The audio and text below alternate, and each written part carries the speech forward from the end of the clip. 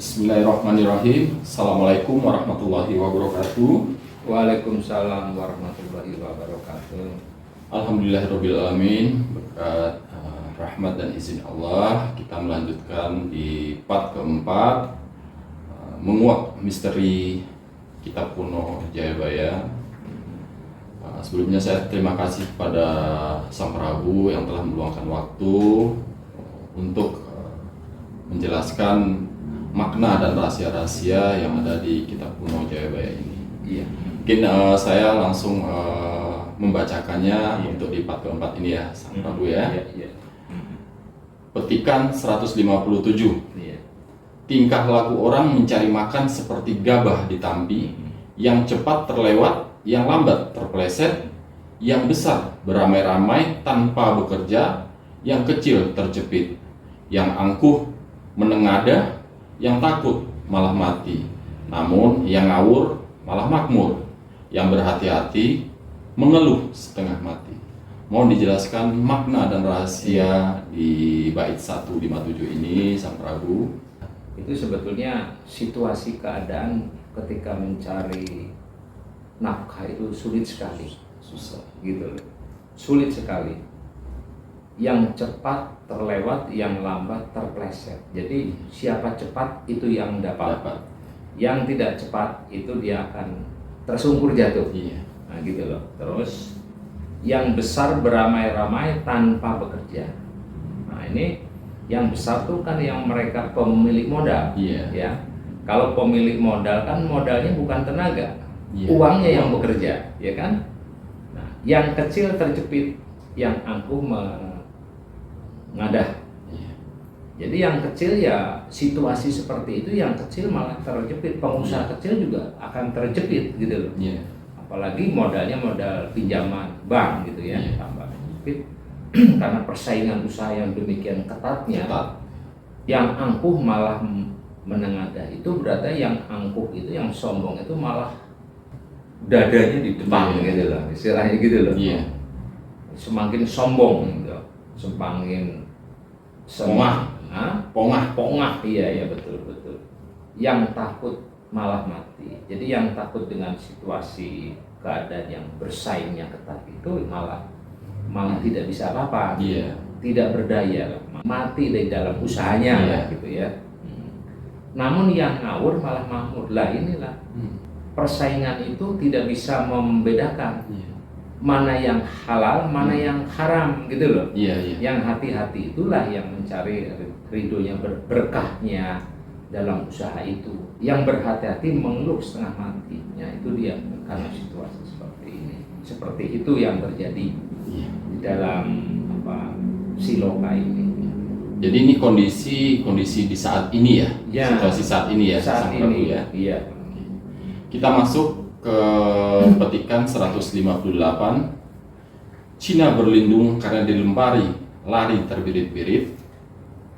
Ikut Jawa yang sadar, yang tidak sadar melihat-lihat, berlari-lari bak pencuri yang kena tuduh.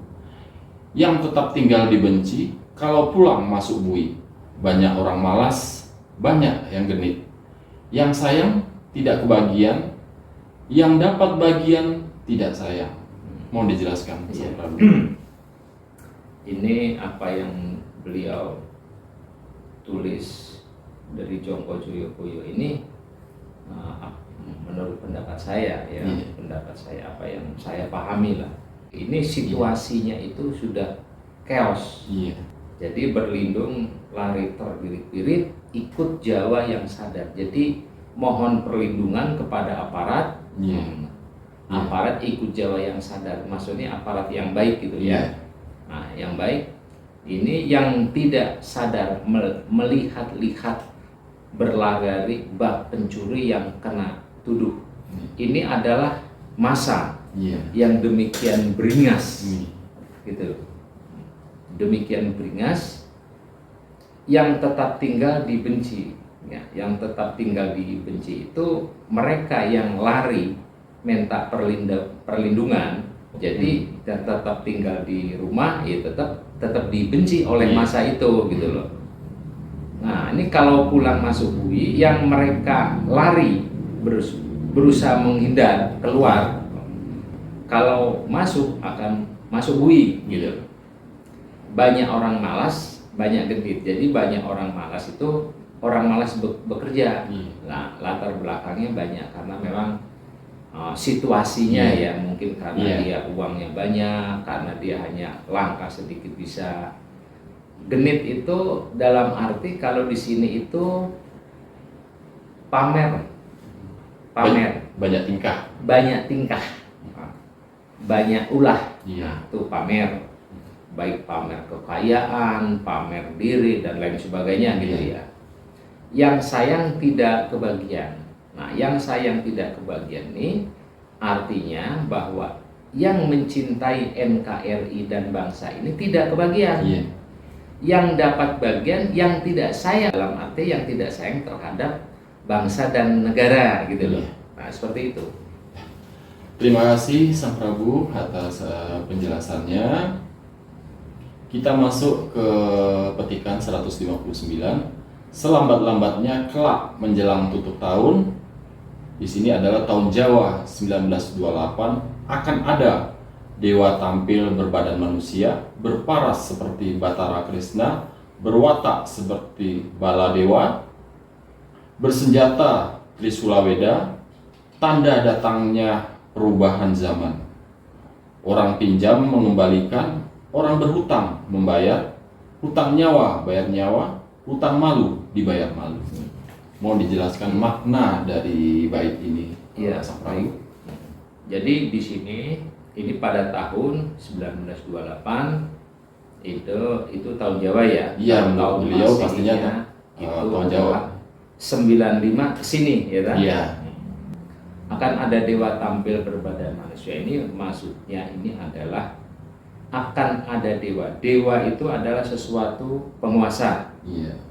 Yang diagungkan, ya kan, tokoh yang terkenal gitu, ruhaninya seseorang, yang dimana dia menduduki posisi secara ruhani adalah ratuning ratu, ratunya ratu, berbadan manusia. Berbadan manusia itu kalau kita lihat, kita bertemu seperti manusia biasa, tapi keilmuan dan derajatnya dia lebih dahulu daripada kita, karena ratuning ratu. Berparas seperti Batara Krishna. Itu berparas itu tindakannya jujur, adil serta bijaksana. Berwatak seperti Baladewa, tindakannya tegas, keras dan arif bijaksana juga gitu. Melindungi juga. Bersenjatakan Trisula Weda. Tri itu kan tiga. Nah, Weda itu ajaran. Jadi bahwa Trisula Weda itu bukan suatu bentuk benda. Trisula Weda itu adalah 3 ajaran. Itu adalah torekot, hakikat, makrifat sebetulnya. Karena bicaranya tentang rohani. Kalau rohani itu adalah mulai dari syariat menuju tasawuf atau torekot, itu yang bicara bukan fisiknya tapi rohaninya gitu loh. Nah itu di sini disebutkan tanda datangnya perubahan zaman. Nah, zamannya sudah mulai berubah, kelak akan berubah dari situasi yang lalu, berubah menjadi suasana yang baru, itu situasi yang baru ya. Orang pinjam mengembalikan, orang berhutang membayar. Orang pinjam itu menurut analisa saya adalah pinjam. Pinjam itu memanfaatkan kekayaan alam. Nah, kekayaan alam itu aset-aset negara maksudnya gitu. Siapa yang pinjam harus mengembalikan. Nah, orang berhutang membayar. Jadi orang yang berhutang itu adalah sesuatu yang dikatakan berhutang. Hutang apa? Hutang janji. Nah, kan salah satu janji yang tidak ditepati kan hutang janji kan, berhutang kan harus membayar. hutang nyawa dibayar nyawa. Itu yang menyangkut kehidupan rakyat banyak. Iya. Sebetulnya harus dibayar, gitu loh. Hutang malu dibayar malu. Dalam arti begini, jadi membuat malu bangsa dan negara harus dibayar oleh yang melakukan itu. Nah, ini kan bicaranya sistem nantinya, gitu loh. Iya. Seperti itu. Jadi memang yang ditekankan di sini adalah ruhani dari seorang makhluk Allah ya, Iya. Sang Prabu ya, yang memang mendapat derajat yang tinggi, Neng Ratu. Iya. Memang ini bukan bicara fisik. Kalau Iya. fisik memang sulit digambar gitu. Karena sejatinya kita itu memang ruhani ya. Sejatinya kita tuh rohani. Kita lanjut ke 160 Sang Prabu. Iya. Sebelumnya akan ada pertanda berupa bintang pari panjang sekali tepat di arah tenggara, lamanya 7 malam, hilangnya menjelang pagi sekali bersama munculnya Batara Surya, berbarengan dengan hilangnya kesengsaraan manusia yang berlarut-larut. Itulah tanda putra Batara Indra sudah nampak datang di bumi untuk membantu orang Jawa. Mohon dijelaskan makna dari bait ini Sang Prabu. Seperti apa yang ditulis beliaunya ini, sebelumnya akan ada pertanda. Kalau ini sebetulnya memang yang terjadi. Iya. Untuk Nuswantoro ini setiap 700 tahun sekali akan ada wahyu turun kepada salah satunya makhluk Allah. Entah itu siapa ya. Iya. Nah ini kan entah itu siapa yang dimana kelak juga akan mendapatkan amanah gitu loh. Iya. Nah, ini lamanya 7 malam ya, hilang menjelang pagi sekali bersama munculnya Batara Surya. Jadi Batara Surya itu sebetulnya sosok sang pencerah Dari timur gitu. dari timur. Tuh. Berbarengan dengan hilangnya kesengsaraan manusia yang berlarut. Iya. Jadi dari masa kelam Iya. menunjuk kepada masa perbaikan gitu ya. Pencerahan. Nah, pencerahan. Itulah tanda putra Batara Indah sudah tampak. Jadi, sebetulnya ini secara ruhani ya. Walaupun beliau itu posisinya Ratu Ninggitaip, memang dia tuh anak seorang raja di masa lalu. Iya. Jadi putra Batara Indah, Batara itu yang agung. Ya, yang memiliki kekuasaan. Indra itu kan perang. Iya. Jadi dewa perang, misalnya Iya. dewa perang itu dalam arti yang berkaitan dengan kerajaan gitu loh sebetulnya. Sudah tampak itu sudah ada. Datang di bumi untuk membantu orang Jawa. Membantu dalam arti membantu, melindungi, mengayomi dan lain sebagainya. Menuntun salah satunya, membimbing gitu, Iya. kan. Membantu itu luas artinya. Itu seperti itu. Karena kalau dilihat dari bait ini, beliau juga dari Jawa juga ya. Ya Sang betul. Prabu, ya. Dan ini sebetulnya Jawa itu bukan di Pulau Jawa, Iya. Nuswantoro. Nuswantoro ya. Ya, Nuswantoro, gitu ya. Jadi supaya digaris bukan kan kita tuh kan NKRI itu kan ada Kalimantan, Iya. ya, Sulawesi, Papua, Sumatera. Itu dalam arti Jawa itu adalah untuk Nuswantoro. Nuswantoro. Memang dari sejak dulu bahwa tanah Jawa itu sebagai pusat pemerintahan gitu loh. Seperti itu.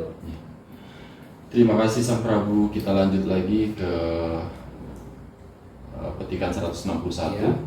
Asalnya dari kaki Gunung Lawu sebelah timur.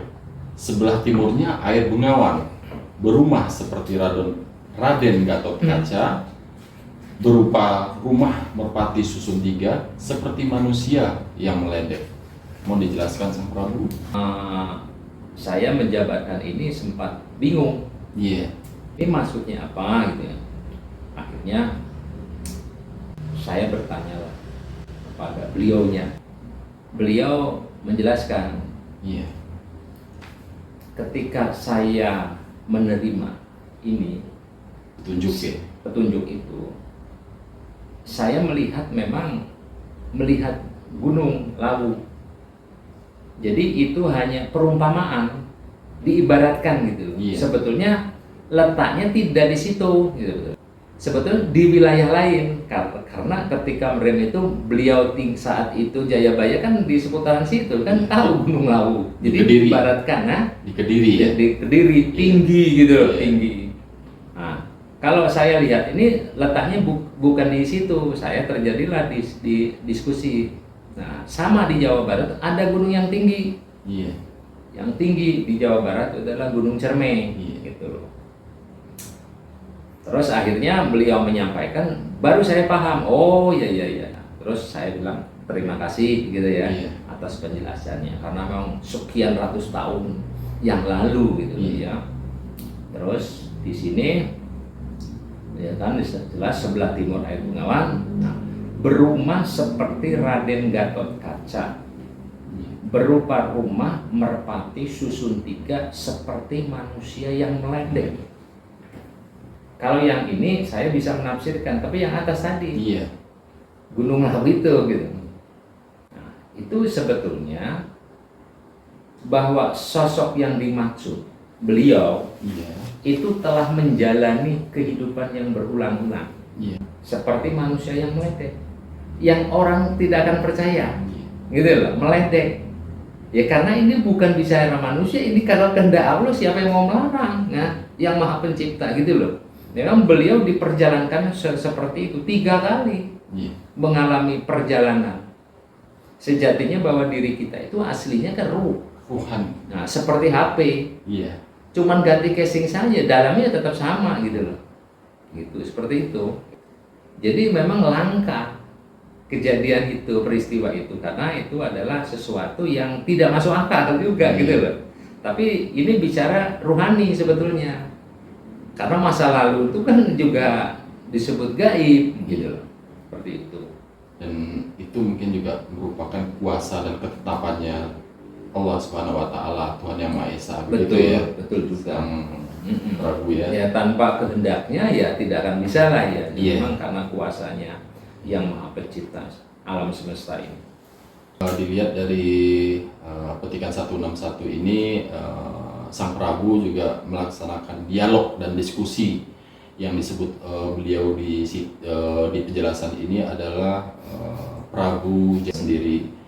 Jadi ada diskusi rohani untuk menjelaskan sedikit atas ketidaktahuan beliau Sang Prabu karena kesulitan untuk mengartikan kiasan-kiasannya, dan beliau berkomunikasi lah, berdialog dengan Sumbernya.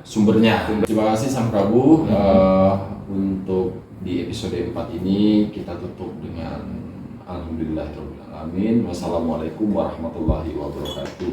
Waalaikumsalam warahmatullahi wabarakatuh.